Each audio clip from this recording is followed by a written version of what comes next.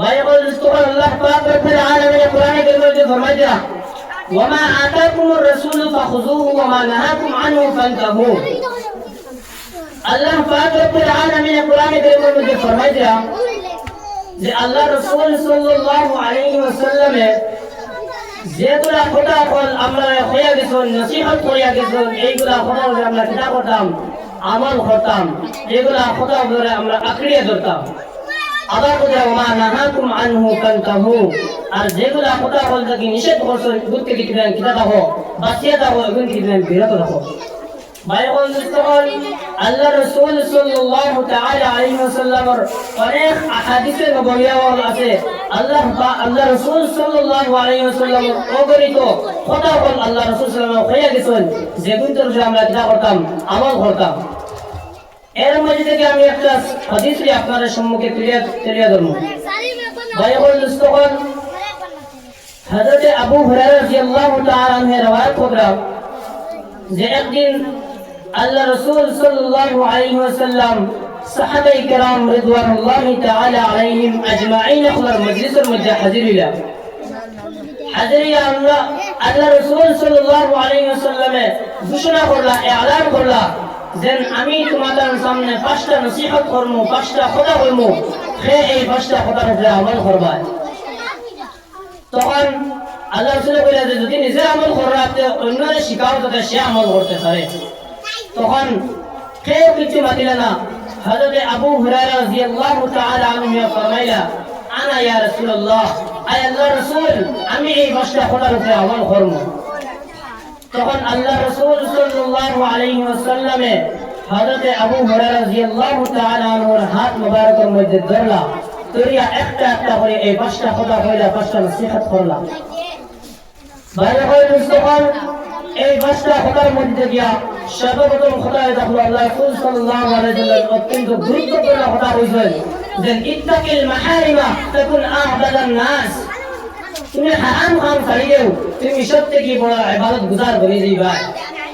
বাইকুল ইস্তিগফার বুজুর্গগণ, আপনি আমি যদি সবথেকে বড় ইবাদত গুজার বনতে চাই তাহলে খালি সব সময় নফল নামাজ, নফল রোজা, নফল হজ, যাকাত আর উমরা আর খালি তাসবিহ তাহলিল করার মধ্যে ব্যস্ত হইলে ওই সবথেকে বড় ইবাদত গুজার আপনি বনতে পারতেন না।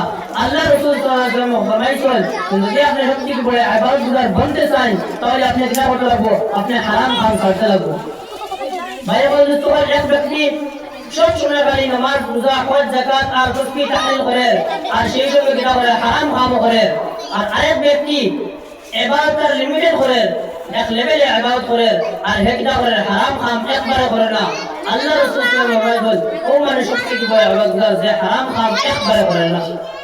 বাইকুল ইস্তিগফার কইলে আমরা জীবনে সবথেকে বড় উদ্দেশ্য হইতো যে আমরা জীবনের মধ্যে যত হারাম কাম আছে, যত ধরনের হারাম আছে, সব হারাম কাম অন্তর থেকে বার করে ফেলাইতাম, আমরা জীবন থেকে বার করে ফেলাইতাম। বাইকুল ইস্তিগফার যত ধরনের হারাম হোক না কেন, হারাম হইলে দুই কিসিম, যেন একটা হইলে হারাম খাম, কোনো একটা জিনিস করা হারাম, আর একটা হইলে কোনো জিনিস ছাড়া হারাম। বাইকুল ইস্তিগফার হারাম খাম করা, কোনো জিনিস করা হারাম, অর্থাৎ চুরি করা হারাম, জিনা করা হারাম, সুদ খাওয়া হারাম, ঘুষ খাওয়া হারাম, মদ খাওয়া হারাম, এগুলো হলে কোনো জিনিস করা হলে হারাম। আর আরেকটা হলো কোনো জিনিস ছাড়া হারাম, যেমন কিটা মনে করেন নামাজ পড়ে দিলাম, রোজা ধরলাম, হজ করবেন, হজ যাকাত কর আপনি করলেন না, এই ধরনের জিনিস ছাড়া হলে হারাম। যেই ধরনের হারাম হোক না চাহে এই হারাম আপনার কথাবার্তার হারাম হোক, চাহে আপনার আখলাকের হারাম হোক, চাহে ব্যবসায়িক হারাম হোক, চাহে সামাজিকতার হারাম হোক, চাহে ইবাদতের হারাম হোক, যেই ধরনের হারাম হোক না আপনি আমি চিন্তা করতাম এই হারাম খামগুলো বার করে ফেলাইতাম। যদি এই হারাম খামগুলো আপনি বার করে ফেলাইতাম তাহলে আপনি আমি সবথেকে বড় ইবাদত গুজার বলতে পারতাম না।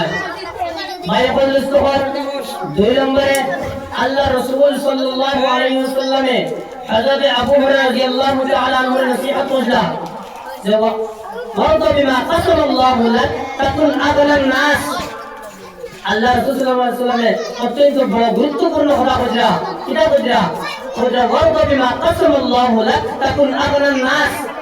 আল্লাহ তোমার একটা মুকদ্দরের মধ্যে দিছেন, তোমার তকদিরে দিছেন, তোমার কিসমতের মধ্যে দিছেন। এগুলো তুমি কিতা হইলাও, এগুলো তুমি রাজি হয়ে যাও, খুশি হয়ে যাও, সন্তুষ্ট হয়ে যাও, তুমি কিতা হয়ে যাবে, তুমি সব থেকে বড় তখন আগনার নাচ সব থেকে বড় ধনী হয়ে যাবে। তাই আমরা সব থেকে বড় ধনী, সব থেকে বড় মালদার হতে চাই, তাহলে খালি বেশ কোটি টাকা, বেশ কোটি পয়সা, মিলিয়ন বিলিয়ন পয়সা যদি আপনি আমি খালি খামারের থেকে আর খালি খামাই, তাহলে আপনি আমি সব থেকে বড় ধনী হইতে পারতাম না। সব থেকে বড় ধনী বনতে চাইলে কিতা করতে লাগবো?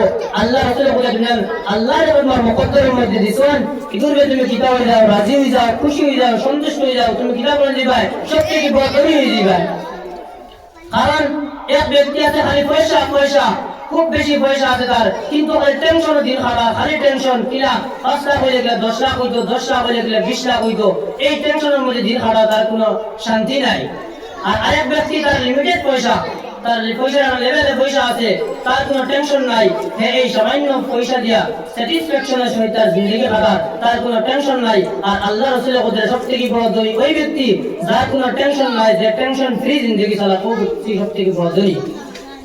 ভাই হল মুস্তাফা 3 নম্বরে আল্লাহ রাসূল সাল্লাল্লাহু আলাইহি ওয়াসাল্লামের হযরত আবু হুরায়রা রাদিয়াল্লাহু তাআলা আনহুর হাত মোবারকের মধ্যে দরিয়া পয়সা যে আহসিন ইলা জারিক তাকুন মুমিনা, তুমি তোমার প্রতিবেশীর সহিত ভালো ব্যবহার করো, তুমি মুমিন হইবা।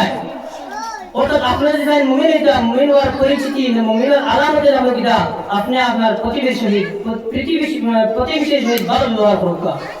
ভাই হল মুস্তাফা প্রতিবেশীর সহিত ভালো ব্যবহার কিটা, ও আপনার লাগাতার মানুষ, বাড়ির মানুষ, আপনার পড়োশী হল কিটা, আপনি অভাবের মধ্যে আছেন, তার অভাবের আপনি দূর করে দেব, কোন অসুবিধার মধ্যে আছেন, তার অসুবিধার আপনি সুবিধা করে দেব, তার কোন জরুরতমন্দ আছেন, জরুরতে আপনি পুরা করে দেব, তার আগরে খানার ইন্তজাম নাই, আপনি খানার ইন্তজাম করে দেব, শীতর দিন ব্ল্যাঙ্কেট নাই, আপনি ব্ল্যাঙ্কেট পৌঁছাই দেব, তারা বেমার, তারা ট্রিটমেন্টের ব্যবস্থা আপনি করে দেব।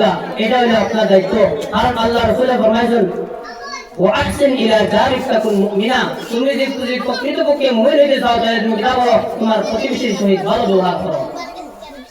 ভাই বল চল, আমরা প্রতিবেশীর সহিত ভালো ব্যবহার করি না, খালি আমরা নিজের চিন্তা করি। 4 নম্বরে আল্লাহ রাসূল সাল্লাল্লাহু আলাইহি ওয়াসাল্লাম ফরমাইলা ওয়াহিব্বা লিন-নাস মা তুহিব্বু লিনাফসিক, তুমি মানুষের লাগি ও জিনিসটা ভালো মনে করো যেটা তুমি তোমার নিজের লাগি ভালো মনে করো। অর্থাৎ আপনি যে জিনিস ভালো পাই, এই জিনিসটা আপনি অন্যের লাগি ভালো মনে করুক, এটা বলে তাকে মুসলিম আছে, মুসলমান হইবে। অর্থাৎ আপনি যে প্রকৃতপক্ষে মুসলমান হইতে চান, তাহলে আপনি কিটা করতা, আপনি নিজের লাগি যেটা ভালো মনে করেন, এটা আপনি অন্যের লাগি ভালো মনে করতা। এটা কিটা, এটা হলো ঈমানের পরিচিতি। আপনি মুসলমান হওয়ার আলামত হলো কি আপনি নিজের লাগি যেটা ভালো মনে করেন, অন্যের লাগি একটা ভালো মনে করুক। আর যেটা আপনি নিজের লাগি খারাপ মনে করেন, এটা অন্যের লাগি আপনি খারাপ মনে করুক। যেমন আপনারা যে কেউ গালি দেয়, আপনি এই গালিরে পছন্দ করতে নাই, আপনি ভালো পাইতে নাই, কিন্তু আপনিও তো অন্যের মানুষের গালি দিতে, আপনি ওদের টাকা পছন্দ করতে নাই, কিন্তু হয়তো আপনার কারণে অন্য মানুষ অভাব আছে। গতিকে বাইরে করে দুষ্ট হন, আপনি আমি দুনিয়ার জমির মধ্যে ওরা করতাম যে আমি নিজের লাগি যে জিনিস ভালো মনে করি, তবু আপনি অন্যের লাগিও ভালো মনে করতাম। এটা কিটা হলো, এটা হলো মুমিনের আলামত, মুসলমানের আলামত। বাইরে করে দুষ্ট হন, আল্লাহ রাসূল সাল্লাল্লাহু আলাইহি ওয়াসাল্লামের 5 নম্বরে ফরমাইতা লা তুকসিরু আদ-দাহিকা ফাইন্না কাসরাত আদ-দাহিকি তুমিতুল কলব, তুমি বেশি হাসিও না, কম হাসো। ঠিক আছে, হাসা হইতো তার লিমিটেড আছে, তার লেভেল আছে, এই লেভেলের ভিতরে হাসা হইতো। খালি সব সময় হাসি ঠাট্টা মজাক প্রাণের মধ্যে রইতে নাই, এটা ভালো না। কারণ বেশি হাসি ঠাট্টা করা কিটা, বেশি হাসি ঠাট্টা করলে দিল মুর্দা হয়ে যায়।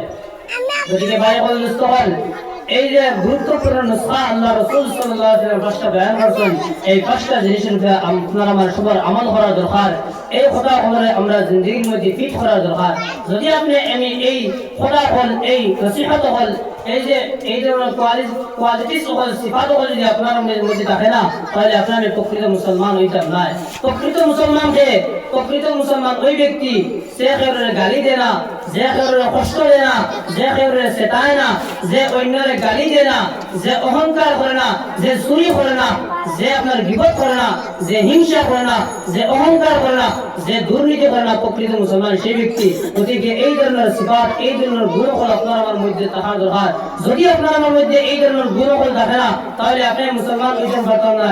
আপনার আমি শুধু নামে শুধু মুসলমান থাকবো, আল্লাহর নজদিক আপনি মুসলমান হইতে পারতেন না।